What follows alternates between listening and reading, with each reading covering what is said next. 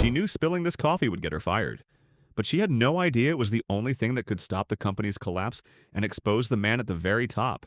If you believe that courage is found in the most unexpected people, and that one small act can change everything, subscribe to our channel and let us know in the comments. Have you ever had to make a choice between doing what's right and doing what's easy? It all began with the coffee. Not just any coffee, but a ritual, a sacrament that defined the morning at Sterling Vance Capital. This was a $100 a cup brew, a rare single-origin bean called Ghost Orchid, sourced from a tiny, mist-shrouded plot in the mountains of Panama, roasted by a man with a PhD in chemistry, and brewed at precisely 94.1 degrees Celsius. This coffee was destined for one man, Alistair Vance, the CEO, a man whose soul was as cold and polished as the chrome and glass of his 90th floor office. And the mission of delivering this caffeinated holy grail from the executive kitchen to his sterile inner sanctum fell, every day, to Elena.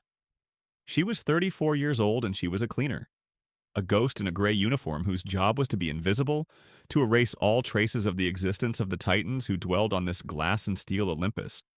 That morning, the silver tray in her hands trembled slightly, not from fear of Alistair, but from sheer bone-deep exhaustion. Her 7-year-old son, Leo, had spent another night in the emergency room, his small body struggling for breath.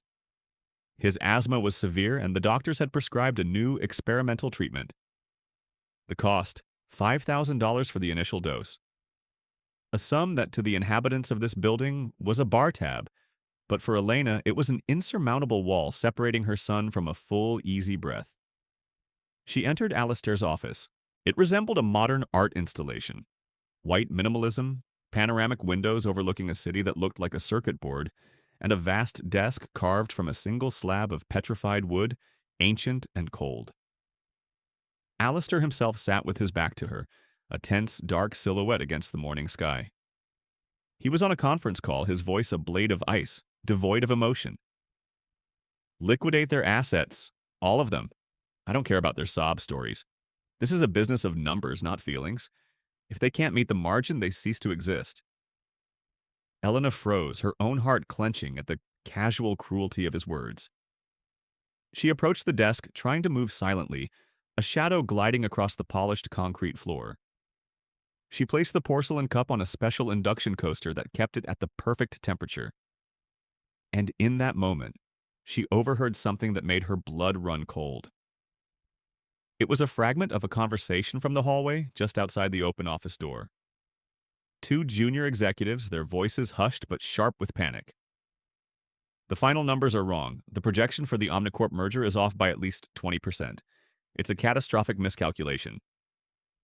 Vance already signed off. He told us to push it through. The board meeting is in an hour. If they approve it based on this data, the company goes under. We all go under. Elena's eyes darted from the hushed figures in the hallway to the desk in front of her. There, next to the coffee, lay a thick, leather-bound folder. The cover page in stark, bold letters read, "Final Proposal. Omnicorp Merger for immediate board approval." Her mind raced. She was just a cleaner, an invisible ghost. But she had just heard the secret that could bring this entire empire crashing down. She looked at Alistair, still on his call, a man who fired entire departments for a 0.1% error, about to approve a deal based on a 20% lie. She knew what she had to do. It was insane. It was career suicide. But all she could see was her son's face, his small chest struggling for air. She thought about all the people in this building, the ones in the mailroom, the assistants, the other cleaners, all the little people whose lives would be destroyed by the greed of one man at the top. Her hand, the one holding the now empty silver tray, began to shake, this time not from exhaustion, but from a terrifying, adrenaline-fueled resolve. She took a small, deliberate step back. She caught her heel on the leg of the chair, a perfectly executed theatrical stumble. The silver tray flew from her hand.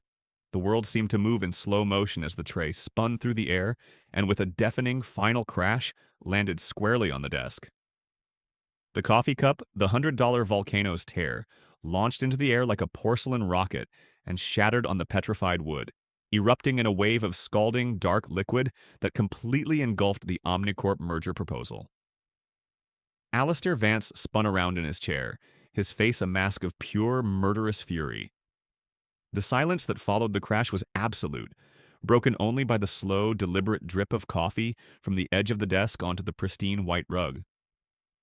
Elena stood there, her heart hammering, her face a mask of feigned horror. She had done it. She had committed the ultimate sin. But she had also just bought them all a little more time. We've only just begun this story, but things are about to get even more intense. Stay tuned to find out how the heroine deals with something she wasn't even supposed to see. Let us know in the comments. Do you think Elena's desperate act was heroic, or a reckless mistake that will only make things worse? The aftermath was swift and brutal. Alistair Vance, a man who viewed the world as a series of controllable variables, had just been confronted with an act of chaos he couldn't process. His face, usually a mask of cold composure, was contorted with a rage so profound it was almost silent. "Get out," he hissed, the words low and dangerous. He didn't look at Elena. He looked at the ruined document, the dark, spreading stain on the leather-bound cover, as if it were a mortal wound. The head of housekeeping, a severe woman named Mrs. Gable, was summoned. She arrived, her face pale, and looked at the scene with a horror usually reserved for a natural disaster. She didn't need an explanation. She grabbed Elena's arm, her fingers digging in like talons. "You are finished," she whispered, her voice shaking with a mixture of fear and fury. "You have no idea what you've just done." Elena was dragged from the office, a public spectacle of failure.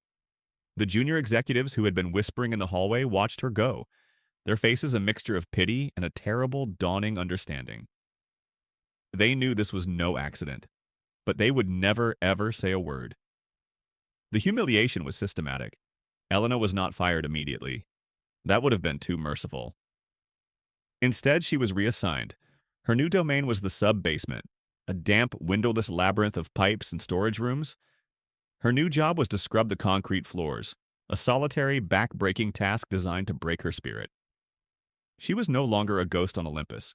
She was an exile in Hades. But Alistair's punishment didn't end there.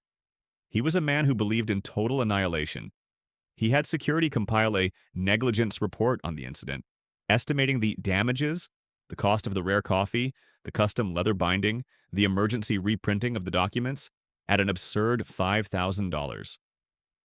This sum, they informed her, would be garnished from her final paychecks. It was the exact amount she needed for Leo's treatment. It wasn't just punishment, it was a targeted, personal cruelty. The walls were closing in. The news from the hospital was grim. Leo's condition was worsening. The deadline for the deposit was 3 days away. Elena was trapped, her act of corporate sabotage having seemingly only sealed her own and her son's fate. She would sit in the damp, echoing silence of the sub-basement, scrubbing floors on her hands and knees, tears of rage and helplessness carving clean paths through the grime on her cheeks. She had tried to be a hero, to save the unseen, unknown employees of this vast, heartless company. But her grand gesture had been nothing more than a child throwing a rock at a battleship.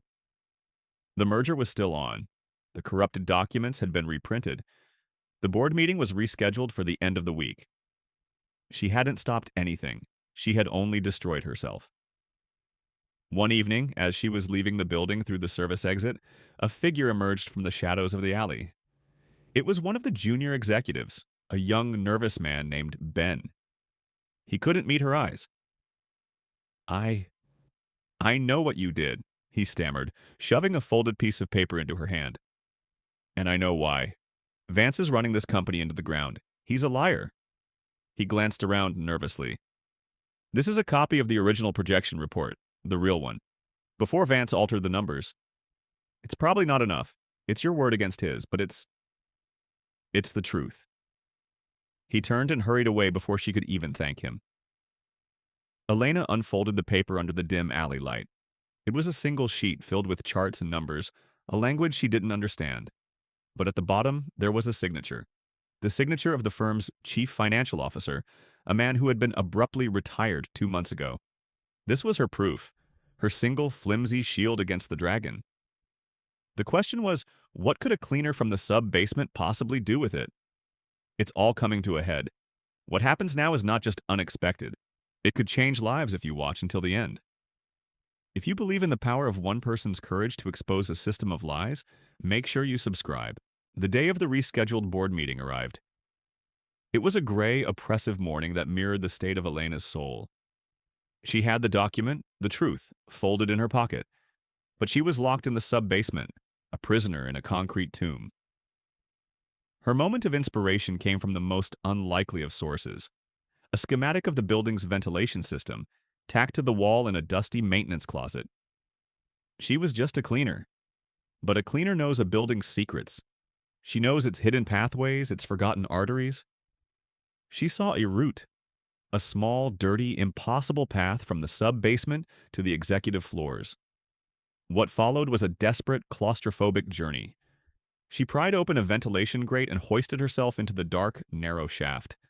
She crawled on her hands and knees through a labyrinth of dusty, echoing metal, the sound of her own ragged breathing deafening in the silence.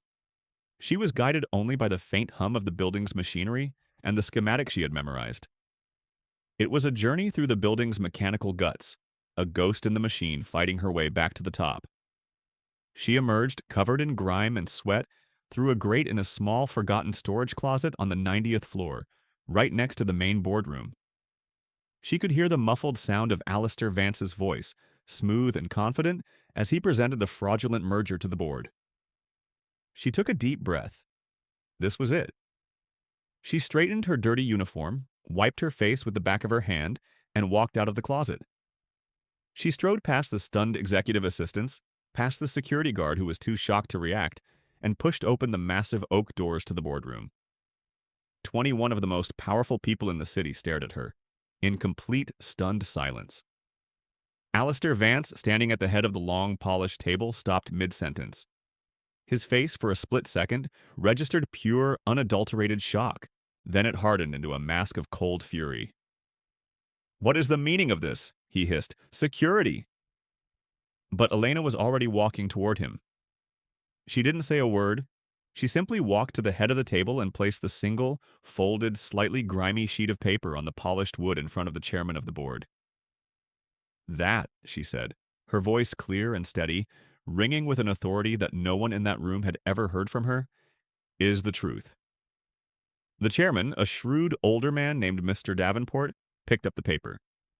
He looked at the numbers. He looked at the signature of his old friend, the retired CFO. He looked at the pristine, leather-bound proposal in front of him. And then he looked at Alistair Vance.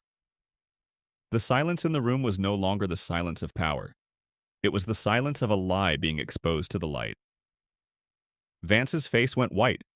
The carefully constructed facade of the untouchable CEO crumbled in an instant, revealing the cornered, desperate fraud beneath. The aftermath was a corporate earthquake. The merger was stopped. Alistair Vance was fired, his golden parachute revoked, and he was now facing a federal investigation. The company, saved from the brink of collapse, underwent a radical restructuring.